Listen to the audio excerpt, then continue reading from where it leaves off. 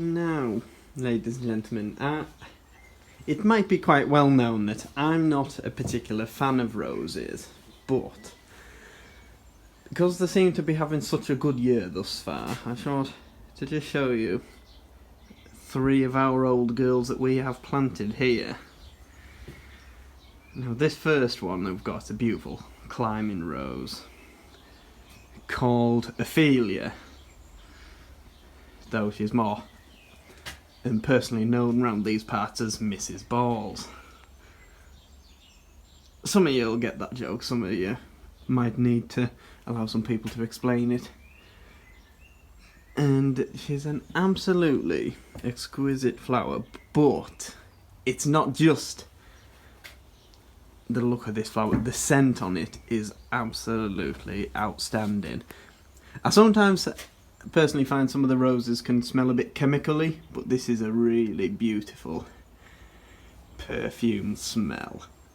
Like you can see some of the heads on this one. Now this one, it's actually in the glass house here. It's been in this glass house for donkey's years now. Gets cut back extremely hard every single year, but just puts on this absolutely outstanding show every year without fail. It is really quite remarkable, and because it's in this glass house here, it just seems, as soon as you cut it back, it just seems to grow constantly. And actually this one, it gets beautiful hips after it flowers as well. We found this last year because we never really deadheaded it. But as well as Mrs. Balls, we've got this beauty here. Sadly it's looking a bit weathered after we've had some heavy rain, but this is a beauty called Etoile de Holland, or Star of Holland if you want to just not sound so fancy. This is one that's, again, it's a climbing rose trained just on the end of our little cottage here. Never does spectacularly well because it's obviously quite a bare stem one. It hasn't really got a lot of space to do its thing properly. Obviously can't like train branches over the windows. So you can imagine if this could be trained a bit thicker, it'd be an absolute beauty. The deepest red flowers.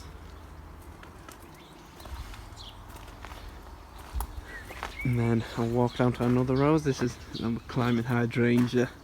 It's done fantastically this year.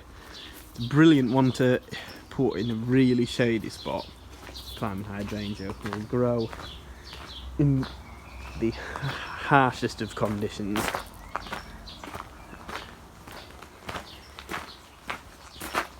But on the wall here we have another lady who's doing her thing too. This is Constant Spry. She's a one-hit wonder. She doesn't repeat flower, but the display you get is quite remarkable. Now she's probably a good 12 foot across, 12 to 15 saying, probably by maybe 8 to 10 feet high, but a really outstanding flower. It's a really old variety. I think it's one of the first that David Austin introduced, actually, because it's sometimes listed as a modern shrub, not modern shrub rose, just as a old shrub rose, because I think standalone it could grow as a shrub, but obviously it would just be huge. So we find here it's far better as a climber here, and again, a bit like Ophelia, has a quite outstanding scent. And this is an absolute cracker. Like I say, the roses, they've had a good year this year, in spite of all the wet and lack of heat that we've had thus far. I might be softening to roses as time goes on. I might be becoming a bit more refined and mature. Thorns are just absolute twats though, really. We're pricking out today, and what we're pricking out is these. This is Digitalis parviflora, which is a short-lived perennial foxglove. It is occasionally habitually biennial, but truly speaking it is perennial. It will come back year after year. It looks much more exotic than the regular foxglove, the straight digitalis. It has its evergreen leaf, which is slightly glaucous and silver margined, which is lovely. I should say that the flower stem comes up, it's nice and tall as well, and it has a sort of brick red flower, which is really beautiful. They actually look quite kind of tropical, quite kind of prehistoric looking. What's really nice about these ones, specifically these seedlings, is that the plant I harvested the seed from was grown out of a crack in the wall. It was maybe 10 metres maximum from where I'm standing. We chopped the flower head off when the seed was set, hung it upside down in a paper bag, let the seed drop, sowed it on the 29th of February of this year. It's now the first week of June, and we have these little plants that are going to go into square 7s. So from our own seed, all we had to do was cut head off. There's been no air miles, there's been nothing with using heat or fossil fuels or anything. It's totally low impact, proper nurserymanship, which is lovely. And we're going to show you how we prick them out. We've just scattered them in trays. Something that's interesting about this is that in this tray I used a really, really sharp potting mix because they grow on very, very poor soil. And I wanted to see, as an experiment, whether they would do better in there than just in the straight compost. They've actually done, it's not that they've done worse, but it's that they've germinated only around the edge of the tray. So I'm going to prick these out, and as I do it, I'm going to take, this is just a tweezer with a spatula on, just handy for lifting them, but to be honest, a label works really well as well, or just dig in with your finger. And I'm just going to lift one out, like that, grab it and see what I get. I've got several there, that doesn't matter, I'll just tease them apart. Just do it with care, you shouldn't lose any, you might do. Just like that. Get a nice strong seedling there. That's its root ball there. So it's a bonny thing, it's doing well. It's got its cotyledons there, which are its seedling leaves. And then these are its true leaves there. Where the seed comes, which is down here, you have the radicle, which goes down. That's the first root. And just remember, radical's the first one. Then you have the cotyledons, and then you get what's called the plumule, which is the stem between the cotyledon and the true leaves. On gardening programs, they always try and tell you, oh, you must hold it by the cotyledon, or you must hold it by the plumule, or you must hold it by the true leaf. Everyone tells you something different. It gets really confusing, and you just end up scared, not really knowing what to do. Just handle the seedling in a way that doesn't break it and is conscientious of the plant. Just ignore any rules they tell you about, you must do this, you must do that. If a seedling's going to break in your hand, either the seedling's too young and you shouldn't be handling it, or you're being too heavy-handed and you need to be more delicate with what you're doing. You really just honestly ignore all those rules. I'll show you another one, just so you see the rhythm of it. I'll use one of these ones, actually. This is one I teased out. It's considered kind of good nurseryman practice, when you're pricking out, to select a range of sizes of the seedlings. It seems intuitive to go for the strongest growers, and I get that, but the counter logic is that by picking ones of a different size, you're selecting a range of genetic makeups. You're going to get more genetic variants, which means you're going to be more likely to get a really interesting individual that shows a unique difference, which could then become, say, a cultivar. I do understand that. All I would say to counter it is that Digitalis parviflora flowers are complete. They're bisexual. They have male and female parts within the same flower, which does mean they're self-fertile, and you're just going to be less likely to get a sexual variation anyway, to be honest. But it is worth doing. I do it anyway, just because Malcolm will tell me off if I don't. But I'll show you one more. Tease them apart like that. See how easy that is? Just comes away, and you've got your little plant there. Little hole.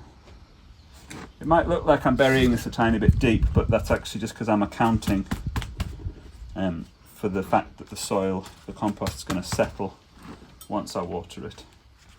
But pricking out's a lovely job to do. If you were doomed to do one job only for the rest of your life, like a green-fingered Prometheus or Sisyphus, I think pricking out would be the one to go for, because it's lovely. So what we've got here, ladies and gentlemen, we are splitting up, separating our hardwood cuttings from the winter just gone. So what we've got here is all the likes of the hardwood, so I did some hydrangeas, willows, corners as well. And we wait until about now to do them when they've got a very good root system. We find here we can get away with doing them at this time of year, especially if you're plate sensible by the weather, because obviously we're in British summer now and need to say it's just pouring it down and it's really cold. So we separate them now so it doesn't put any stress on the plants, rather than we wait for them to get a good root system, rather than if they've only just started rooting and you try and separate them, there's every chance of breaking the roots off, which is the last thing you want to do. And obviously being the likes of willows and what have you, they're pretty resilient little fellas. And this is willow of Salix daphnoides. It's one you grow for winter stems. This one has, like you can see on this one here, has a nice sort of purplish colour to the stems in winter. So it's one like we essentially have them in pots, we pollard them, so cut them back hard every year, let them come again. So you get that, you obviously get the best colour on the youngest growth. So what I do in order to separate them, I just go around and first give them a weed, get rid of any non-runners, which as always with propagating plants and what have you, you will always get a few of them. And just to loosen them up a bit. Now I will say I gave these a really good soaking the night before, so I'm not trying to separate these when they're dry, because that would just stress them out a bit much. So I've given these a hell of a soaking, so the roots are going to be coming apart when the plants are nice and soggy. And I shall just loosen them up like that. And you see here, as you can start to loosen them up, you can start to see them all separate, and I can tease them apart. I can be a little bit rough with them, like I say. You're always going to get some roots snap and break off, but as long as there's plenty for them to recover.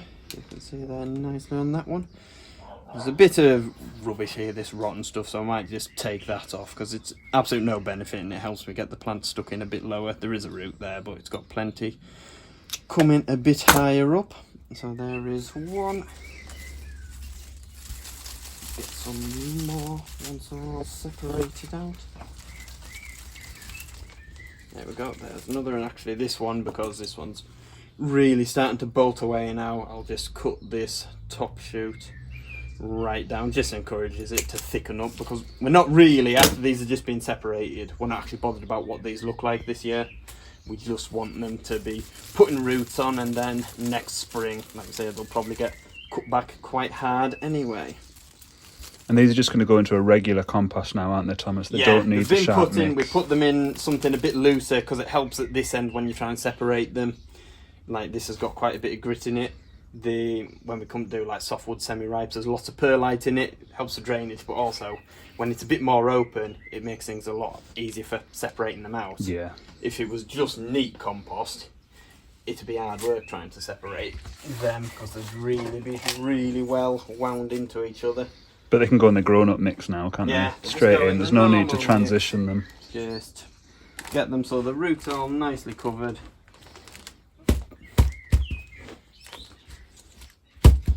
And then just like that, and these guys will all be given another good soaking now, and they will go and join all our other little children, various cuttings and seedlings up in the cloth up at the top, because obviously as much as we've limited the stress, you wouldn't want to put these somewhere where they're just going to be baking in sunshine when they've just been separated. Because they'll drop pretty quick, won't they, with the stress, you know? Yeah, they'd rot and they'd wilt, and they'd let you know that they're suffering, but these will just be potted on, and these will be great plants next year.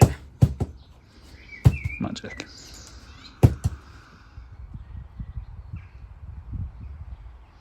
I'm just down in the churchyard here at Eggleston, and the reason I'm down here is because the other week we had a question on a video from a gentleman who wanted to know if all the stone in our buildings is natural.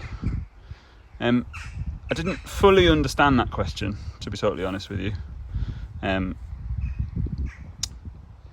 Mostly just because all the buildings we have date from anywhere from sort of mid 1700 to mid 1800, probably earlier than that, to be honest. But when obviously they didn't have access to synthetic stone. But that made me think maybe it might be nice to just talk to you for a little bit about some of the stonework and the buildings we have here on the nursery. When I'm not being a nurseryman, I'm being a mason. And I know it's not about plants, but you can always go make a cup of tea, can't you, if you're not interested. So one of the really amazing things that's very striking about the stonework we have here is that all the buildings and actually the back wall of the garden are all coarse walled, which is to say that all the stones are in lines of the same thickness. Lines of stone in a wall are called courses, hence coarse walled, as opposed to random walling, which is where you obviously still wall in a straight line, but you can use multiple stones to get up to the line, which is just why it's called random. But coarse walled walls are considered much finer. Random walls are handsome too, but they're not so fine as a coarse wall. And one of the reasons they're considered finer is that there's quite significantly more work involved in a coarse wall. Not least because you have to measure all of the stones and set them out in lines of the same thickness within a tolerance of usually 1/2 inch. So you'd have a quarter to play with either side, which by the time it's pointed in, you obviously wouldn't really notice any discrepancy.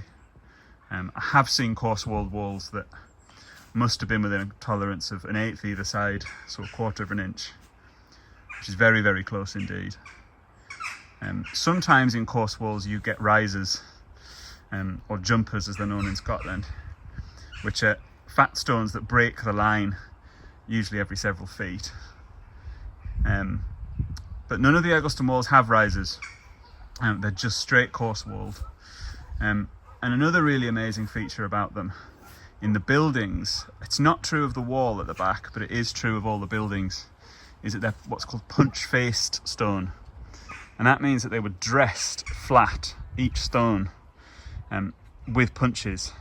A stone punch is like just it looks like a heavy-duty nail punch, but it's used to flatten stone once it's been cut to a finer grade. You would pitch cut the stone first with something called a pitching chisel, and that would leave, a nice stone face, but not a completely flat one. Such stone is known as pitch-faced stone, which the wall we have at the nursery it's pitch-faced. But as I say, the buildings are all punch-faced.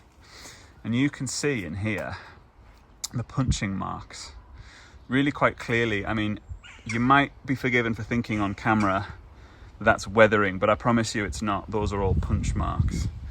And how it works is to dress the stone flat once you've cut it.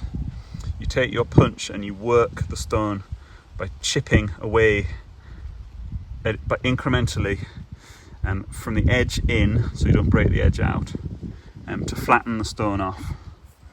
So that means that every single one of these marks in the wall is a single strike of a punch,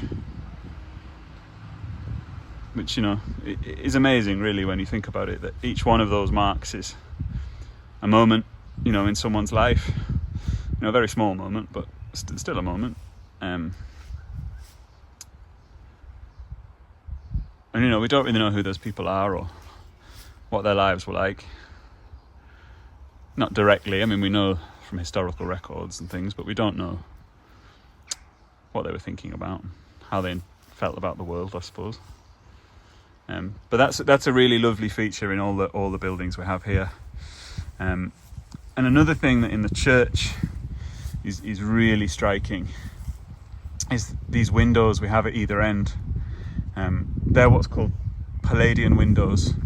Our buildings, especially the church, are examples of Palladian architecture, which was a style very heavily influenced by Venetian architecture. So if you go to parts of Venice, if you're lucky enough, you'll see lots of these beautiful, beautiful arch-topped windows with square windows at the side. So this is a classic Palladian window. You have the square window, the arch in the centre, and then another square at the other side. It's very unusual in this part of the world as well. We do have examples, but generally it's not a North Pennine style. You see it in Northumberland occasionally. You certainly see Palladian windows over there more often, but it is not a style that's typical of the area. You do see in Teesdale a lot of these arch-topped windows, sometimes called half moons, but you seldom see them in the other dales. So the stonework over here is very special.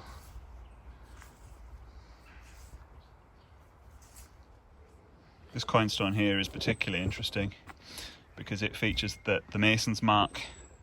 So every mason would have had his mark, and they were he's back then. I should say there's some excellent female masons out there now, which is a good thing. But back then they were all men. I've never seen any records of Georgian masons who are women.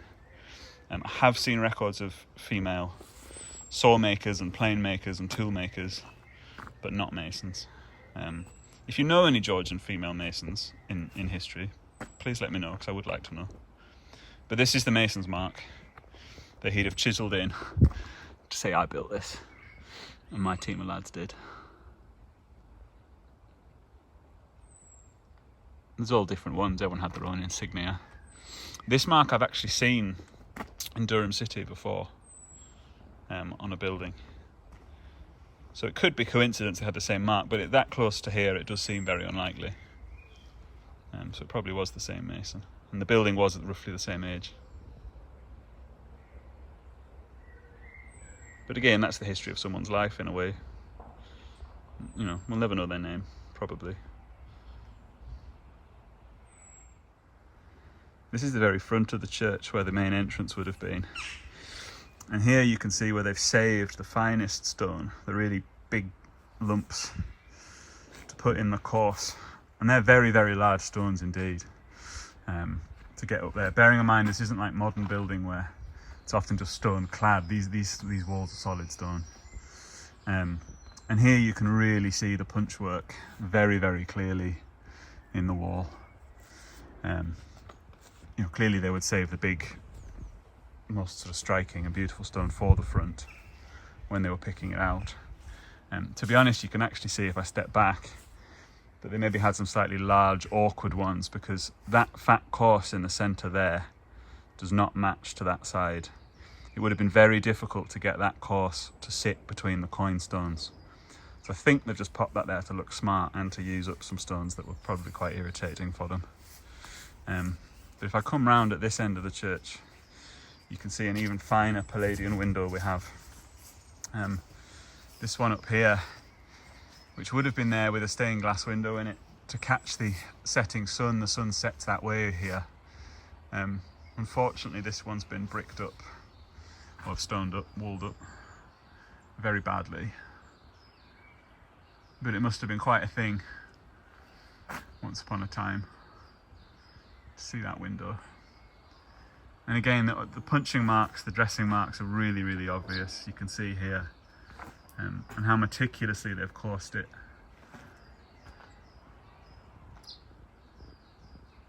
And I come down here quite a lot to admire the masonry and you know, have a moment to myself and think about what it is to live and die, I suppose.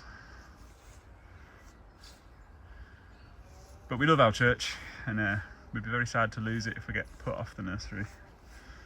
But everything changes, and I have measured it, so you never know. That's right, I'm waiting for him to say something rude. Nah, I'm just going to stay silent. Can't think of anything witty to say about you, George, at the minute. In that case, I was just talking to some of you in the churchyard about stone and the dressing marks.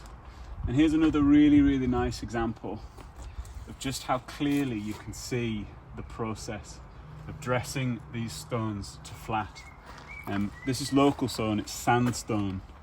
We're a sandstone area primarily, although we do have limestone. And sandstone's obviously sedimentary rock, and it often has good clay lines in it, which means it splits very straight and very true. But they've still flattened it off. And I just want to just explain to you the process that's visible here. I think I said to you when I was in the churchyard that you punch the face in here to flatten it, but you mustn't break the edges out here. If you were to punch across like that, you'd chip that out and you'd fuck it up, basically. But you can see, so what they do is they take a much broader chisel, probably a 1-inch chisel or a 3/4, and they flat dress the edges off. So they flat dress that by chipping along that line. So it's chop, chop, chop, chop. And then they've punched in the face there to flatten it, to protect it. You can see really clearly on this one how the punching marks are moving inwards. So there's his edge mark, and there's his punch marks. If we go around the side here, Thomas, there's a really, really nice lintel we can show you.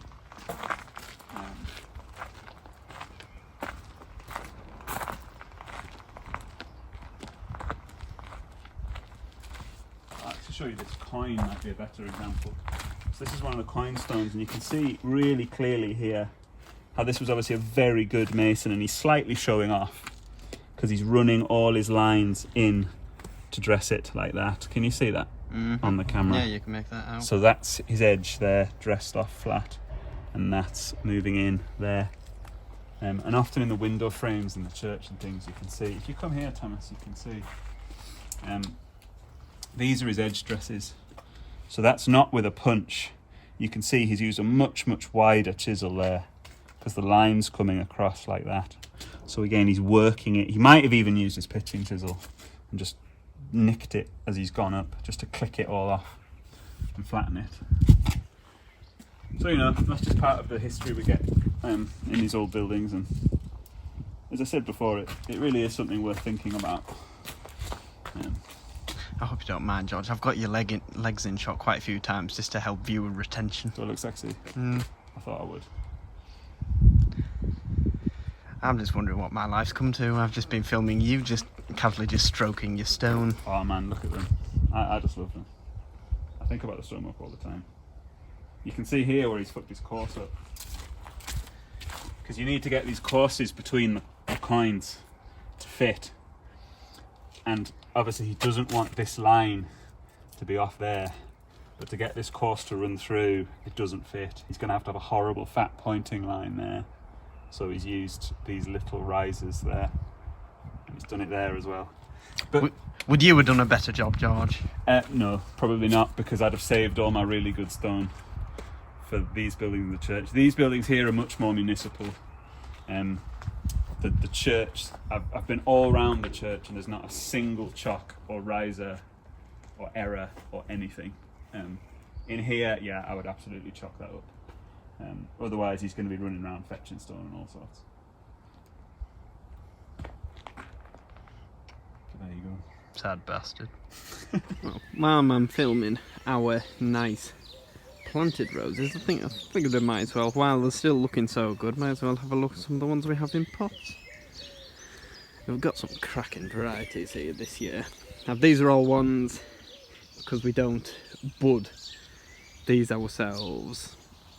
We have in the past, we just don't normally have the right rootstock. When we've budded in the past, like we've grown some Ophelia, and I know Malcolm had grown one that he has planted at home.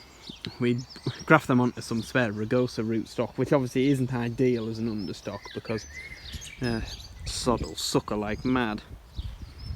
So these are all ones that come to us bare root in about November, December time. Just a few different varieties. So we've got some nice ones here. It's one of these con ones. That's called Blue Moon, Nate. Now what about it? Pissing Blue. This is actually one of my absolute favourites that we get. It's called Cornelia. Now whilst the flower itself isn't necessarily the most attractive and tidiest, it has a beautiful scent and it just flowers in absolute abundance. Listen to me, I'm getting excited about roses. What's happened to me? What is going on?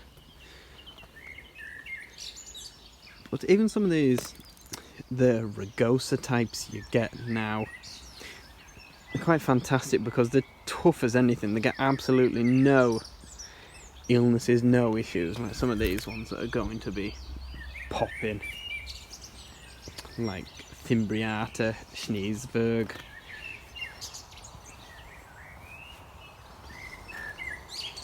And they're really quite outstanding, some of those rugosas. We've got some down the display actually, I'll have to show you as well.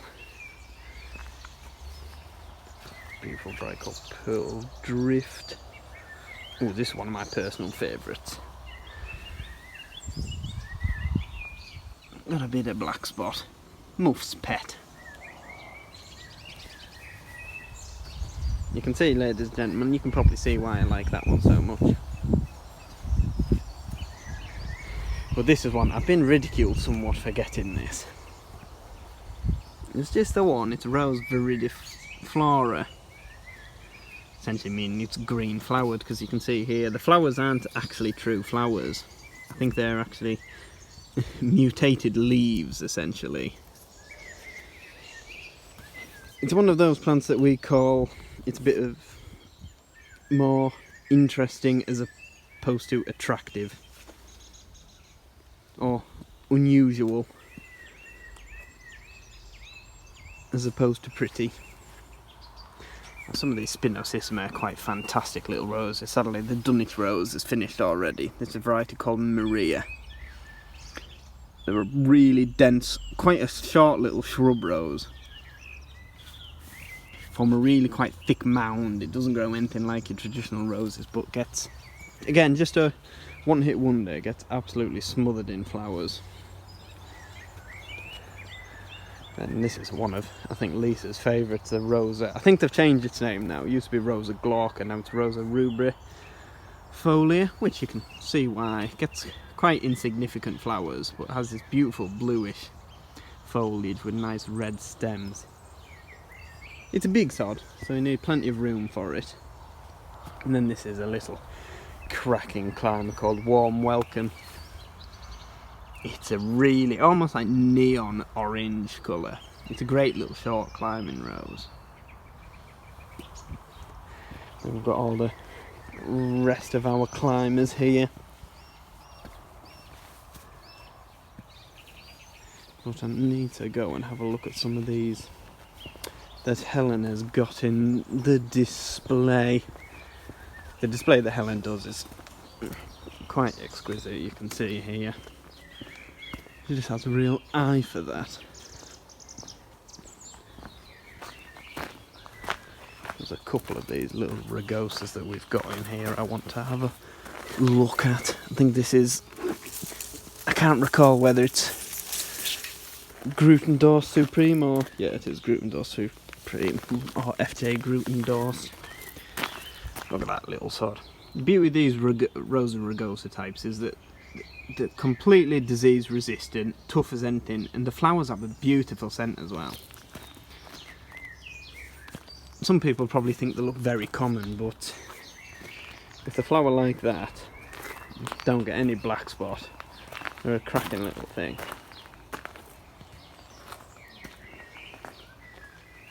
And we've got the Aurora poplar as well. In the background there, looks like it's just been heavily splattered in bird shite, but I assure you that is what it's actually meant to look like. It's a beautiful thing. Oh, and there's the other rugosa I was going to look at, Fimbriata. Really beautiful, frilly petalled flower. God, I'll have to stop filming now. I sound like a right tosser talking about these roses. I'm just going to pan to you slowly, Liz, because this is a beautiful shot here with the bark of the eucalyptus, and the lupins.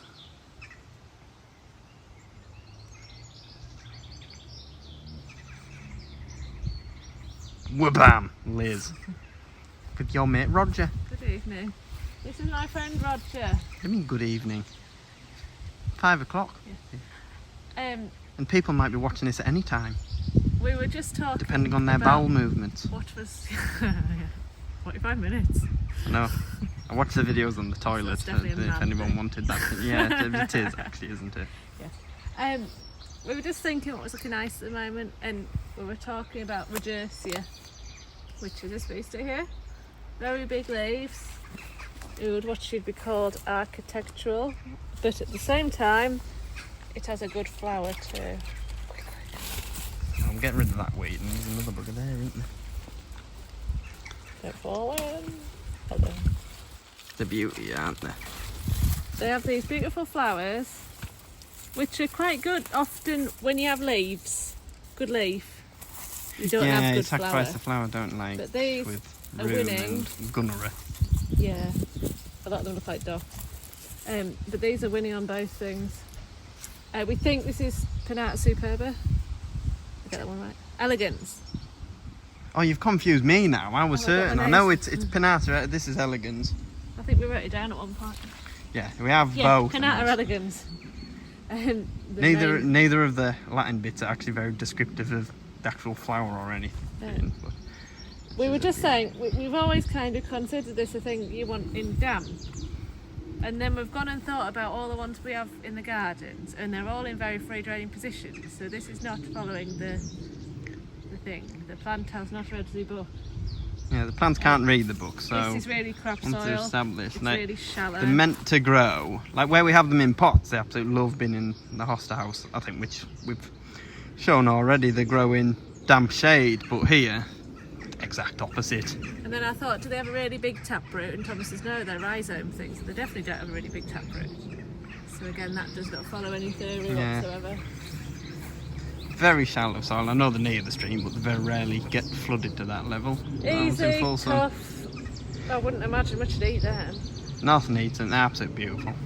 So that one is Regencia Pinata Elegans. And we'll pick up We'll some go of and those. look at some others. And we got another Roger. Pretty, pretty. That's See, beautiful, little isn't it? Baby pink flowers. No smell, particularly. You don't need You the never smell when you know. look like that. You can't have everything in life. This is Pinata Superba, because it's superb. And behind it is, sorry, the sun is actually here for one. Quinodendron, Thomas's favourite. And this is about the best it's ever looked. It's actually gone over. We've probably missed filming the best because you can see A that lot all of things these have flowers. benefited from the mild winter, and actually this funny little herbaceous clematis growing through it. Yeah, that's Velvet Night. It's Herbaceous clematis. It doesn't scrambling like thing. climb at all. It just sort of grows through things. So that's going to take over when the Mhm. philodendron flowers fall. Again, where this Roger is, it's just where you wouldn't expect it doing well, isn't it? Yeah, it's not particularly There's damp a here, is it? not particularly damp, a bit of shade, but just very dry again. But There's a big sapping redwood there, like. it's a beautiful little corner here where, like I say, we've missed the trick with this Quinodendron because it looked absolutely stunning. The beautiful little waxy bell flowers. And yeah, that's the Metasequoia, the dawn redwood that we have in the back there. It's a beautiful little shop, this. You can barely see any of the weeds in this.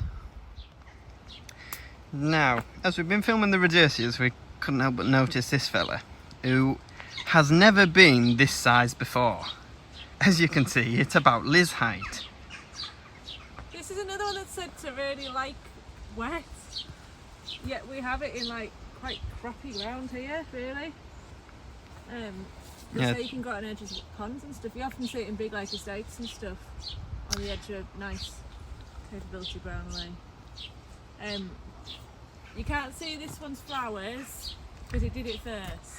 Yeah, sometimes called the umbrella plant. It has really unusual, before any of the leaves show, You can just see the flowers. you Like, get like some of the old flower Yeah, stalks there. They look like 8 little alien things. They just pop up before any of the leaves start moving because it runs rhizomes on yeah, you the can kind surface. of see the rhizome. I don't know if you can speak there. You can see the funny little Yeah. Oh, bloody hell, this camera's good. alien You know what it's things. for.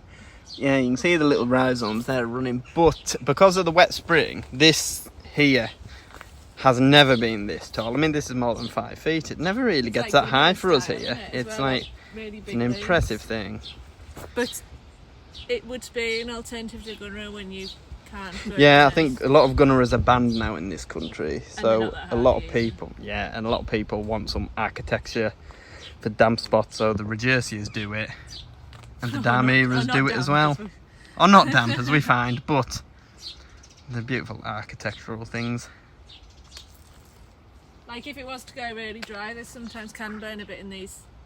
Yeah, positions. these That's ones, maybe. because these clumps are so well established and grown here for so long, get away with it, because you can see this one's competing with several conifers and yeah. different things, but you can see why it's called the umbrella plant. It's a belter. Have you dinner in there? Speaking of big leaf, so architectural, but with not the most pleasant flower, we've got this room here. And this is our own form that we've named Crimson Giant. Though you can't tell now that it is a form of Room palmatum. It has a fantastic new colour to the leaves. Oh, a lot of people have remarked on this little colourful section we've got here. Got a few really beautiful, quite special things in this little section, providing some of the June interest, because so often that sort of end of spring, start of summer time, in terms of the woody plants, whether that be trees or shrubs, you have a bit of a lull. So all the spring things like the Spirea arguta, they've sort of finished, gone over now. And then when you get into sort of early summer, you're waiting for a lot of other things to kick in, like the hydrangeas, the potentillas, and the like. So here are some good things for that sort of in-between period. So obviously, like the Forsythia finished, Ribes are finished. Now these guys, it's their time to shine. So this is a Wagil. I know Malcolm's shown it before, so apologies if anyone's sick of seeing this, but it is quite a remarkable thing. This is Dart's Colour Dream. When the flowers first open, they start off this pale, sort of nice creamy colour, then they start getting blush pink, then they turn really, really nice and pink, so it gives that overall sort of apple blossomy, or I know a lot of people have, call it strawberries and cream sort of appearance, and it ends up working really well in this colour scheme that we actually have here, because we've also got the cornice. I believe that's Benny Fuji. The cornice have been quite fantastic this year. They can tend to be quite biennial, but ours have been extremely good these last couple of years. Because I remember we had someone last year asking, it was for a wedding, and they wanted trees that flower in June. And in terms of trees, certainly that we have, cornice is kind of your only option. Everything else, like the Amelanchias, Crataegus, they're all finished, they've done their thing. And then next to it, again, this is Picea orientalis, Aureus spicata. There's a beautiful show of all this new growth that comes out as this beautiful creamy yellow colour. This lasts for weeks and weeks and weeks. It's a cracker, this one. But I also wanted to show, now this plant doesn't get enough love for my liking. So often people don't think of them or choose them. Again, for that June interest, I wish we had a big colquitzi here, the beauty bush, to show, but I'm afraid we don't, and ours in pots are just too small to be flowering. But this is Deutzia. This is form, I think this is called Raspberry Sunday, but all the Deutzias you can get, like Magician, Strawberry Fields, they're all beautiful things. They flower like mad, and they last almost all of June. You can see there's a few flowers there finished going over, and there's all these ones still yet to come. But so often you can see the size of these ones, they're just not something that they're just not very popular, they're not something that people go for. And I see no reason why, because like I say, in that sort of June spell, there's not a lot of competition, because a lot of things have finished. Well, these guys are just getting started. George, you never need to worry about like people not knowing whether it's an inflorescence or not, George. Like no bastard on the BBC has ever said that word in their life. That's true. As you were. As I was. Sorry, we were just worrying about our careers. It's fine. Anyway. George was. I ain't got one. God. Anyway.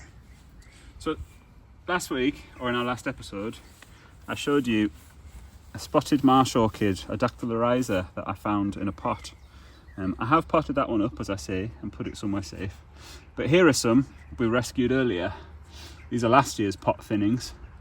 And I just wanted to show you what they look like when they're flowering, because they're looking absolutely amazing right now. Can you see that, Thomas? Look like a load of little screaming mouths. It does. Or they've got, I think they've got the pinnies on, like they're about to do the housework in the 50s. But they're lovely. They're all up in the meadows in the wild up here right now, and they're looking absolutely great. And they're such a treat when you see them in the grass. And an outstanding leaf, don't. Yeah, the spotted leaf is how you know it's a dactylorhiza. These ones here are fuchsiae, which is just the common spotted orchid. But up here we're really lucky because we get a lot of dactylorhiza purpurella, which is the northern marsh orchid, which is squatter and really, really beautiful.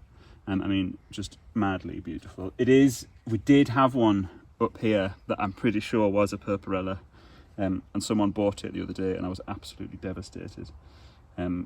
I did think about telling him it wasn't for sale, but I didn't. And you can see here how they've got this beautiful tall inflorescence flower. An inflorescence is just the term you give to a flower head that is made up of multiple separate flowers borne on what's called a pedicel, which is a little individual stem of its own. A flower stem is a peduncle, which is a splendidly stupid word. But inflorescence flowers have pedicels. So the dactylorhiza have these beautiful, tall, purple inflorescences, and you can see how detailed the markings are there on the petals. Your fingernails are really filthy. They are. Dactylorhiza have that effect on me. But they're lovely, lovely things. They're fiendishly difficult to propagate on purpose. The nurserymen of old used to mix the seed, which is like a powder, isn't it, Thomas? It's so fine. It's so fine and dusty. Yeah, they actually used to mix it with molehill from the pastures because it was felt that the molehill had the right mycorrhizal fungal balance to facilitate growth, and the mole would really happily dig it up for you. So we're going to have a bash at doing that this year when these set seed. We meant to do it last year, but didn't get around to it.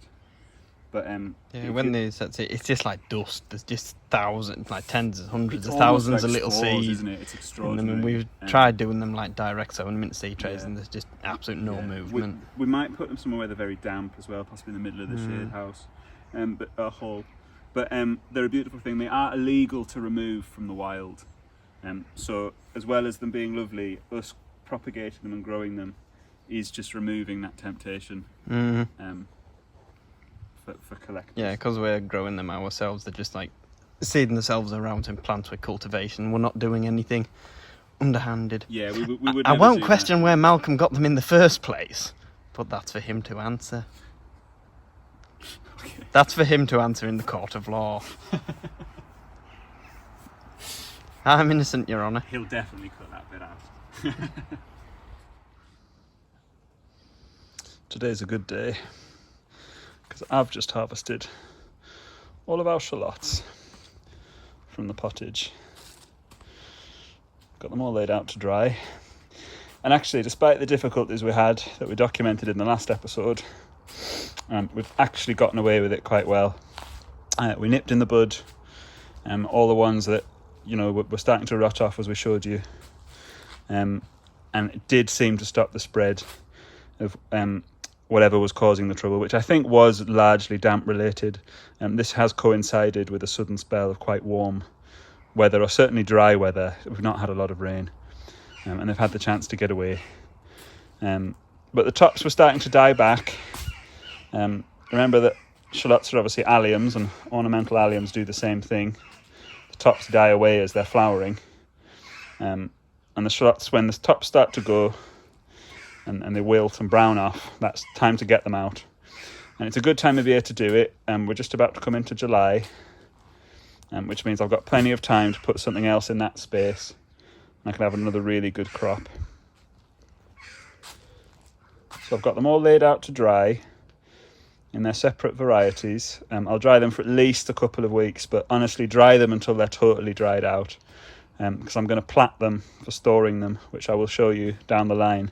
But if you plat shallots or onions or garlic before it's fully dried in the stem, you will find that they degrade and decay over the winter.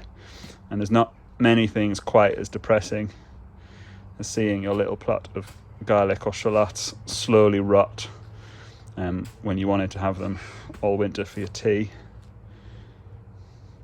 But you can see how well they've divided. The losses we incurred with the rotted off ones probably did amount to several, at least maybe 200 head of shallots. But we've done quite well, all things considered. Some have oversplit. They've divided too much. And we've ended up with some real little tiddlers. These little tiny guys here. That's very small to prep and work with. But there's no point getting upset about that, because they make a very good pickling size. So what I'll do is I'll separate out the little ones and we'll pickle them. And they'll be like pickled salad onions, which will go very nicely with a nice game terrine or a bit of Stilton, whatever floats your boat. But there you go. It's a lovely thing to see them all dried out and harvested. And in a couple of weeks I'll show you how we plat them so you can hang them up nice at home. The varieties have pretty much fared about the same. I wouldn't say there's a hugely appreciable difference between the different varieties. I think Miko, which is this one here, was the one that struggled most with the wet or the rotting. Malcolm's Massive Mystery are probably the largest. They probably fared the best in terms of that. So they'll be the best for culinary purposes. For prepping down and dicing, you don't want to be dicing, hundreds and hundreds of tiny shallots. It does get very boring. I've done it and it's not fun. But there you go. All's well that ends well. Hello! We're back to tomatoes. Trying to solve the problem of keeping costs down. Because we're from Yorkshire, I am. And these You're are- from Yorkshire. these I are don't. nearly I don't associate with you lot. with the Thank you right very side. much. I think this is kind of beside the river, isn't it? Just the river's just like down there. So Yeah. You're Yorkshire, so you do everything on a budget. yeah. We have 2 bags. This here is topsoil. I'll put it about that. That I had scrattered off a field out of molehills, so it didn't go in the silage. It does have a bit of grass, and there'll be nothing horrible in this because we don't have anything horrible. So that should actually be really nice stuff. And the results. To be honest, we got the fields tested this year, so I could have told you how they tested, but I've got no idea. And I'll be honest, Liz, I don't think the people give a crap. Because I didn't pay any attention because it was boring. Right, so this is. Oh, there is quite a lot of soil. The grass is quite long, but that worked. Won't matter. The grass will be extra nutritious. Maybe in sat in these bags for a week, maybe. I think I did this on Saturday. A few strays. Right, topsoil, yeah, free. Molehills, if you haven't. They've helped me out. And then we have very well rotted muck off a mucky. It's just got a bit wet, some of it. We've had rain again and crap weather again. We're back to normal. Scarf and that. This is rotted muck. This heap would have been 2-3 years old. It's been hanging around for a while. It'll be cow, sheep, but with straw as well. So, A bit of horse in it as well, bit maybe. of horse if you're lucky, Like those burgers from years gone. like Tesco. So, I have no idea how I'm doing this. I looked online and had a look, and then I got a bit confused when it started going about stuff. So What stuff? Phosphorus and nitrogen. Ah, see, all that cool. Bit past me, George will tell you all about that. So we thought we'd just go 50-50. We're going to do most of them in this to see what happens, and just one as a control in some spent compost of the same variety. It's a bit mixed this actually. It's a bit further down, it's a bit nicer. I just did this last night after work. So I'm just going to mix it in. I wasn't sure if it would need a bit of lightning, but we're not going to. We're just going for low. They'll root into it fine. Yeah. It'll be loose, and with the topsoil looking Yeah, the loose topsoil's enough. really nice, and there is lots of so I'm going very vaguely, 50-50. They're going to just be in pots inside, aren't they? So Yeah. this, you know, we should be able to keep enough an eye on them in terms of And it not might get overwatering warm them. again, you never know. We might get scarves. We might up get again. some warmth. We might have some 20 degree temperatures again at some point Which this summer. They really liked this last week. So it's nice stuff. This actually, it's not too smelly. Because on the way over, it tipped over my car, and my car Yeah, doesn't it's good. smell any It's a worse. good job. It's not too smelly, but yeah, is that not just because of the car it was in? We don't know. I was going round corners. I was oh. Then round to the back. Right. It's just a bit stuck together, some of this. So I'm just rubbing it with my fingers. There might be a bit of grass come up, but it's only grass. It's nothing horrible. Then just these are 15 litres. The other ones are being done at 20, but George was more organised than me. And set us off a bit sooner. Your tomatoes are a little bit behind, I'd so set we're not mine being off as really late this year. ambitious. So, You haven't made enough, have you? no. So, like, you obviously might not have access to this. It's just that what we have and it's free. So you could work around it like with compost out your compost bin. I imagine it'd be slightly different than manure. But I mean, you can buy this, but that's slightly define the whole point. Yeah, everyone's got access to soil. It is whether they have access to. You never know. Some people might dig a pit in the garden and then they'll have their own manure. Yeah. You get little dog ones, don't you? Oh God. I wouldn't use that. You probably catch them. Yeah, we're not advocating use that actually. Were you? Or human though. Malcolm used to tell stories about picking tomato plants off sewage works. Yeah, you said that. He Yeah. sold them, which is nice. He So would. never buy tomatoes off Malcolm. The ones here are not off sewage works that we have for sale. Yeah, we don't pick these from this. That's not why George is a blue. Right. I've just stuck canes in these to be safe. They are quite sturdy little plants. This is one called Honeycomb, which is a yellow cherry. I really like cherries because they're like little sweeties. And just with the season being so short here, especially when I set them off so late, obviously it's going to take less effort for them to make a tomato. We get a lot more success with cherry tomatoes, don't we? Yeah. Trying to ripen a big one. So I potted these maybe 2 weeks ago from... So yeah, they're coming on. Oh, They've really... been healthy enough. Everything has just, as I said before, sprung along in the heat. I'm just not feeling this quite to the top because tomatoes are quite thirsty.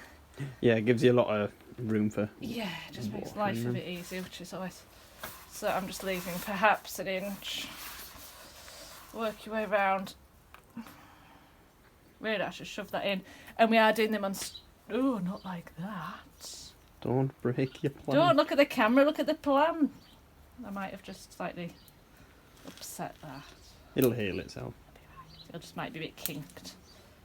What I should have done is taken that off.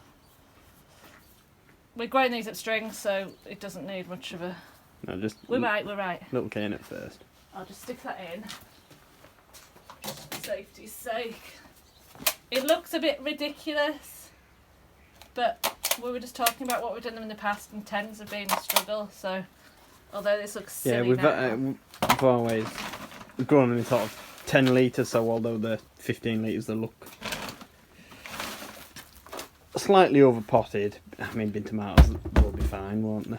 Yeah, and hopefully it warms up a bit again. We get the scarves off. Yeah. We get the 3 layers off. So And we get some tomatoes. we're going to have done one there that's a 50-50 mix, then we're going to do a control of like one in normal, like proper compost. Of the same variety. Yeah, of the same variety. And we'll mark them up and revisit how they do. Just an interesting experiment of tomatoes on a budget. Right, it's going to be a bit basic. It's stuff you've seen before, but it's sort of one of the core things about nursery work is essentially making money from nothing, or money from essentially waste material. Because we've got these Verbena bonariensis here, sometimes known as Bona, and we've got a couple here. You can see that they've grown out. They're a lot thicker, a lot denser, and they're going to be a lot nicer plants, and we'll probably just leave them be because it's quite a tall thing naturally. It gets to about 6 feet, but for some people, particularly coming here, that's not going to be very practical trying to get that in the car, and they do, particularly in pots when you're trying to part them, as we always find they're a bit snap happy. And so we're going to leave some to do the thing, but some of these I'm going to cut them back a bit just to thicken them up so people will have the option of getting some shorter, more dense plants. Because you can see here, this one, all that's going to do, you're going to have a bit of nice stuff here, and then this one's going to shoot away. So essentially it's a case of just cut it back to there, encourage that to thicken out. If I wanted, I can pinch that one out as well. That one is going to be no use. So the late flowering anyhow, they normally flower July right the way through to September, October time. But what we've got here, rather than just throwing this material away, might as well just make some cuttings from it. It's just basic cuttings with some of these herbaceous things like we'll have seen with the diaceas. It's just a bloody stem cutting really. With these though, you only need to leave one pair because obviously the internode, see, I can use big words as well, George. You just leave these, strip these like that, and that is your cutting. But it's worthwhile doing it with these, particularly these Verbena bonariensis. I can recall from a few videos back someone had made a comment about they bought some of these and lost them, and the reason for that is simply put, they're not fully hardy. So this is why we would suggest it's something worthwhile using yourselves, as it's an insurance policy essentially. You can take these cuttings, you have these mature plants, and then actually after flowering they do very, very well from seed too. Because it's something, a mild winter, like the winter we just had, the ones we overwintered survived, but the winter previous, the whole lot died off. So it's just an insurance policy, because sometimes with something like these Verbenas, you find you can look online and different websites will say different things. The RHS says it isn't fully hardy. Other websites that I'd just looked into said it's fully hardy, which, no, if the nursery, particularly in the UK, is based down south, they can get away with saying that. But for us here, it isn't, and sometimes you have to use your own intuition and looking things up and go more by. Because if you look this up on websites, they're saying different things. This plant's from Argentina, it's South American, so of course in this country it's not going to be fully hardy. That's obvious. And you had the same sort of issue when a few years ago there was Salvia Amistad was introduced. Nice new one, really deep purple. But when it first came out, everyone was saying it was fully hardy. Load of bollocks. It's Mexican. How can it be fully hardy? So sometimes with things like this, it's always, you have to use a bit of intuition, because places, particularly online, they will try to con you. They just won't say to you how to look after it, because it doesn't matter to them. But the reason the Salvia Amistad's relevant as well, although we couldn't because it has royalties, if you want an insurance policy for yourself over the winter, you have the original plant take some cuttings as well, and it's just hedging your bets for stuff like this that isn't always fully hardy. Internode. Right, and now I've got all the little verbena cuttings done. I'm hoping they're gonna be fine. Some of these have gone a little bit limp because I got dragged away by a bloody customer. But yeah, so these are the little verbenas done. Like I say, from those little bits that we've cut off, I've got 3 pots of 9 there. Obviously not guaranteed they'll all take, but they'll just get sat in our little propagator here with some other cuttings we did. Little agastache that we did very much the same. It's all about the same sort of thing, all those things that you're going to... It's essentially in the UK we sometimes call it the Chelsea chop, because you cut things back the same sort of time or similar time when Chelsea flower shows on. We go a bit later up here because our plants are about 2 weeks behind. So you can do it with the verbenas, the agastache. You can do the same sort of technique with lythrum, with sedum, just sacrifice a few of the stems. And I've got some little anthemes here that I've done as well. And it's one of the core things of the nursery work that we do is that sort of continuation and, you know, continually propagating things. So our plants that we've just potted on now were like this last year. So these little cuttings will grow and become those plants next year, and then we will get cuttings off them. It's that continuation and that continuous process each year of producing stock from the previous year's stock, and it just keeps going and going and going and going. And you just sometimes hope that things don't go wrong, but they inevitably do. Just deal with that.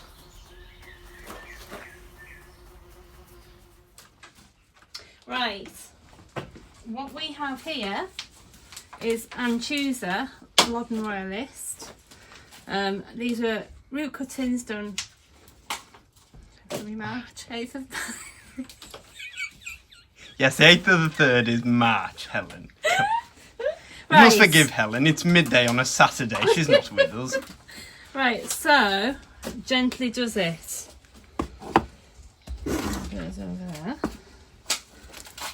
So, very gently, maybe Gently tease them apart.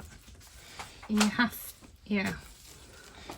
They look quite far on for people to be doing. Like, people might think, oh, we've left them too long. But as I find doing these ones yesterday, if you do them too eagerly, you can quite easily snap the shoots off. So I'm getting Helen to do these because, you know, she's far more delicate and subtle than I am. So, yeah, you have to be very careful because the new shoots are actually coming quite a way down the actual root cutting. So, yeah, be careful not to knock any of those off. As you can see, that's a better one. Yeah. You can see there what... There's a little section there. There were just some... You can do this on most like taprooty things. You just take a section of root off, stick it in compost, and if we're still filming by then, we'll actually show you how we do this at the right time. Oh, so obviously you tend to have to do them during the dormant period. That looks like, is that 2 coming from 1 there? Yeah. That's a strong one. It is a good one, that one. So, this compost in the bottom of You your want that pot. next note at the bottom.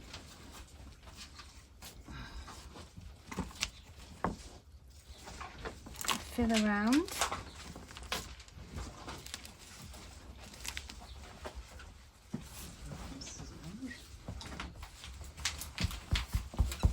Gently tap.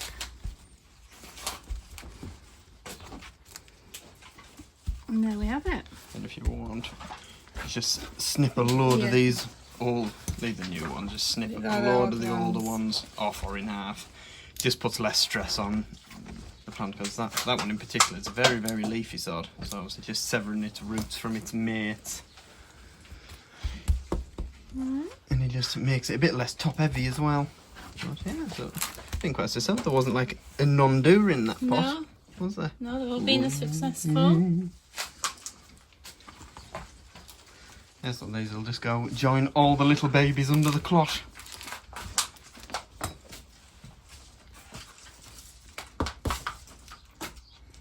like doing plants from just waste material, because they came to us bare root, and we were just cutting the roots off anyway to fit them into the bloody pots because they were that long. So stick them in pots, get more plants for next year. It's a beautiful thing, ant chaser, isn't it? It's one of my faves. Keep that together. What do you mean keep that together? Separate it. I want more money. Value for money at Eggleston Hall Gardens. Value for money. No, the bollocks.